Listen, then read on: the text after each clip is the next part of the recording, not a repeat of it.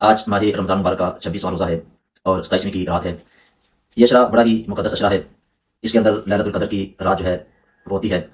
تو لیلۃ القدر کی رات میں صلاۃ التسبیح پڑھنے کا جو طریقہ ہے، اس کی نیت کیسے کرنی ہے، اس میں کون سی صورتیں پڑھنی ہے، تو کتنی رکعتیں اس کی پڑھنی ہے، اس حوالے سے انشاءاللہ میں پورا جو اس کا طریقہ ہے وہ آپ کو جو ہے وہ بتاؤں گا۔ بسم اللہ الرحمن الرحیم۔ السلام علیکم ورحمۃ اللہ وبرکاتہ۔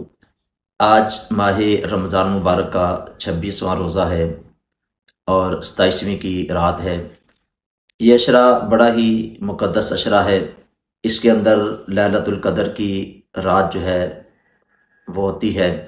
تو لیلۃ القدر کی رات میں صلاۃ التسبیح پڑھنے کا جو طریقہ ہے، اس کی نیت کیسے کرنی ہے، اس میں کون سی صورتیں پڑھنی ہے، تو کتنی رکعتیں اس کی پڑھنی ہے، اس حوالے سے انشاءاللہ میں پورا جو اس کا طریقہ ہے وہ آپ کو بتاؤں گا، کیونکہ یہ رات وہ رات ہے کہ جو 1000 مہینوں سے بہتر رات ہے۔ یعنی اس کے اندر جو عبادت کرتا ہے اسے 1000 مہینوں کی عبادت سے زیادہ اجر اور ثواب اللہ رب العزت کی بارگاہ سے ملتا ہے۔ اور صلاۃ التسبیح یہ وہ نماز ہے کہ جس کو حضرت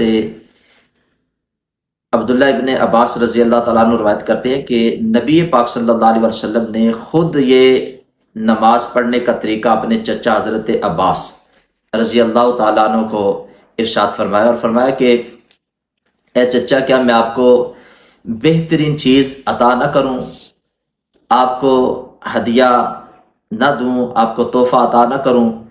اور پھر آپ نے فرمایا کہ وہ بہترین چیز وہ میں آپ کو عطا کرتا ہوں جس سے اللہ رب العزت آپ کے تمام گناہوں کو معاف فرما دے گا۔ اور 10 چیزیں نبی پاک صلی اللہ علیہ وسلم نے ارشاد فرمائی۔ حضور نے فرمایا کہ اس نماز کے پڑھنے سے کیا ہوتا ہے؟ حضور نے فرمایا کہ اس سے جو بندے کے پہلے گناہ ہیں وہ بھی معاف ہو جاتے ہیں، اور جو بعد والے گناہ ہیں وہ بھی معاف ہو جاتے ہیں۔ پھر حضور نے فرمایا کہ پرانے گناہ جو ہیں وہ بھی معاف ہو جاتے ہیں، اور جو نئے گناہ بندے سے ہو جاتے ہیں وہ بھی اللہ معاف فرما دیتا ہے۔ جو بھولے سے کوئی گناہ ہو گیا وہ بھی اللہ تعالیٰ معاف کر دیتا ہے، اور جو جان بوجھ کے کسی نے گناہ کیا اللہ تعالیٰ اسے بھی معاف فرما دیتا ہے۔ جو چھوٹے گناہ ہیں اللہ ان کو بھی معاف کر دیتا ہے، جو بڑے گناہ ہیں اللہ ان کو بھی معاف کر دیتا ہے۔ جو بندہ چھپ کے گناہ کرتا ہے اللہ اسے بھی معاف کر دیتا ہے، اور جو اعلانیہ طور پہ بندہ گناہ کرتا ہے تو اللہ تعالیٰ اس گناہ کو بھی اس نماز کے پڑھنے سے معاف فرما دیتا ہے۔ تو یہ 10 چیزیں نبی پاک صلی اللہ علیہ وسلم نے بیان فرمائی کہ اس نماز کے پڑھنے سے یہ گناہ بندے کے معاف ہو جاتے ہیں۔ اب اس کا جو طریقہ اور نیت ہے وہ کیسے ہے؟ نیت دل کے پختہ ارادے کا نام ہے۔ اگر آپ صرف دل کے اندر یہ ارادہ بھی کرتے ہیں کہ میں صلاۃ التسبیح جو ہے اس کی نماز پڑھنے لگا ہوں، تو یہ بھی ایک نیت ہے۔ اور اگر آپ زبان کے ساتھ اس نیت کو کرنا چاہتے ہیں تو آپ اس طرح بھی کر سکتے ہیں کہ میں نیت کرتا ہوں 4 رکعت نماز صلاۃ التسبیح کی پڑھنے اللہ تبارک و تعالیٰ کے واسطے، منہ میرا طرف کعبہ شریف کے، اللہ اکبر۔ اب تکبیر تحریمہ کہنے کے بعد اپنے ہاتھوں کو باندھ لینا ہے۔ اگر مرد نظر آتے تو ناف کے نیچے ہاتھ باندھیں گے، عورتیں تو اپنے سینے پہ جیسے ہاتھ باندھتی ہیں وہ ایسے ہاتھ باندھیں گی۔ ثنا پڑھنی ہے تکبیر کے بعد، سبحانک اللہم۔ یہ پڑھنے کے بعد تعوذ اور تسمیہ پڑھنے سے پہلے آپ نے یہ کلمہ 15 مرتبہ پڑھنا ہے، سبحان اللہ والحمد للہ ولا الہ الا اللہ واللہ اکبر۔ اب 15 دفعہ یہ کلمہ پڑھنے کے بعد پھر آپ نے تعوذ پڑھنا ہے، پھر اس کے بعد تسمیہ پڑھنی ہے، پھر اس کے بعد آپ نے سورہ فاتحہ پڑھنی ہے۔ سورہ فاتحہ کے بعد آپ نے کسی سورت کو ساتھ ملا لینا ہے۔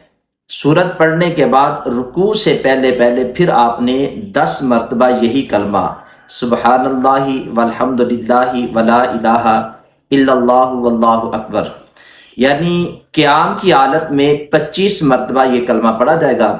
اب آپ نے تکبیر لگا کے رکوع کے اندر چلے جانا ہے۔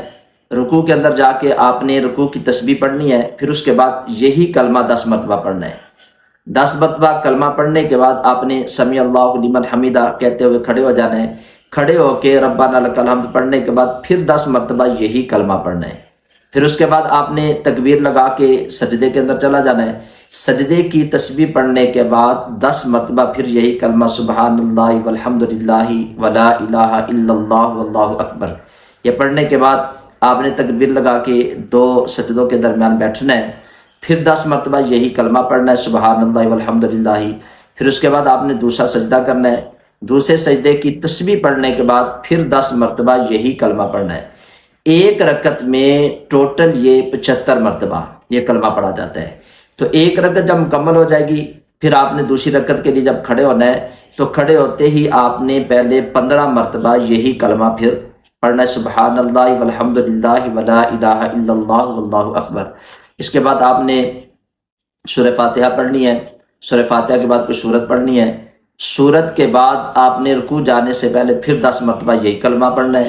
پھر اس کے بعد آپ نے رکوع کرنا ہے، رکوع کے اندر پھر 10 مرتبہ تسبیح پڑھنے کے بعد یہ 10 دفعہ کلمہ پڑھنا ہے۔ پھر آپ نے سمیع اللہ لمن حمیدہ کہہ کے کھڑے ہونا ہے، کھڑے ہو کے پھر آپ نے 10 مرتبہ یہی کلمہ پڑھنا ہے۔ پھر آپ نے سجدے کے اندر جانا ہے، سجدے کی تسبیح کے بعد پھر 10 مرتبہ یہی کلمہ، پھر 2 سجدوں کے درمیان 10 مرتبہ یہی کلمہ، پھر دوسرے سجدے کے اندر تسبیح کے بعد 10 مرتبہ یہی کلمہ، یعنی پھر اسی طرح 75 مرتبہ دوسری رکعت میں یہ کلمہ پڑھنا ہے۔ اب آپ نے اتحیات میں بیٹھنا ہے تو اس میں آپ نے جس طرح غیر موقدہ سنتیں ادا کی جاتی ہیں، جس میں تشہد بھی پڑھا جاتا ہے، درود پاک بھی پڑھا جاتا ہے اور دعا بھی پڑھی جاتی ہے، یہ مکمل پڑھنے کے بعد سلام نہیں پھیرنا، آپ نے تیسری رکعت کے لیے کھڑے ہو جانا ہے۔ تیسری رکعت میں کھڑے ہو کر جس طرح آپ نے پہلی رکعت پڑھی تھی سیم اسی طرح آپ تیسری رکعت کو پڑھنا ہے۔ پہلے آپ نے ثنا پڑھنی ہے، ثنا کے بعد 15 مرتبہ یہی کلمہ سبحان اللہ والحمد للہ ولا الہ الا اللہ واللہ اکبر، یہ پڑھ کے پھر آپ نے تعوذ، تسمیہ، سورہ فاتحہ، پھر کچھ سورت، اور رکوع سے پہلے پھر 10 مرتبہ یہ پڑھ کے پھر آپ نے رکوع کرنا ہے، رکوع کے اندر 10 مرتبہ، پھر کھڑے ہو کے سمیع اللہ لمن حمیدہ کہہ کے 10 مرتبہ، پھر پہلے سجدے میں 10 مرتبہ تسبیح کے بعد، پھر دونوں سجدوں کے درمیان، پھر آپ نے دوسرے سجدے کے اندر 10 مرتبہ یہی، یعنی اسی طریقے سے پھر آپ نے تیسری رکعت مکمل کرنی ہے۔ اور چوتھی رکعت میں پھر آپ نے کھڑے ہو کے پہلے 15 مرتبہ یہی کلمہ پڑھنا ہے۔ پھر اس کے بعد آپ نے بسم اللہ پڑھنی ہے اور سورہ فاتحہ پڑھنی ہے، کسی سورت کو ملانا ہے۔ سورت کے بعد پھر 10 مرتبہ پڑھ کے پھر اس کے بعد آپ نے رکوع کے اندر بھی پڑھنا ہے، پھر رکوع سے کھڑے ہو کے آپ نے 10 مرتبہ پڑھنا ہے، پھر پہلے سجدے میں 10 مرتبہ، دونوں سجدوں کے درمیان 10 مرتبہ، اور پھر دوسرے سجدے میں 10 مرتبہ۔ اس طریقے سے آپ نے 300 مرتبہ یہی کلمہ پڑھنا ہے۔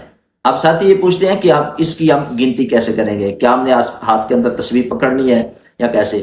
تو اس کے لیے علماء نے لکھے کہ آپ اس طرح اپنے ہاتھوں کو باندھیں، ہاتھ باندھ کے اپنے جب آپ شروع کریں تو اپنے ہاتھ کو نرمی کے ساتھ اس طرح انگلی کو دبا لیں، ایک دفعہ پڑا تو دبا لیں، دوسری دفعہ پڑا دوسری کو دبا لیں، تیسری دفعہ، چوتھی دفعہ، ایسے 5 دفعہ، اور پھر نیچے والے جو ہاتھ ہیں ان کو اسی طرح کرنا ہے۔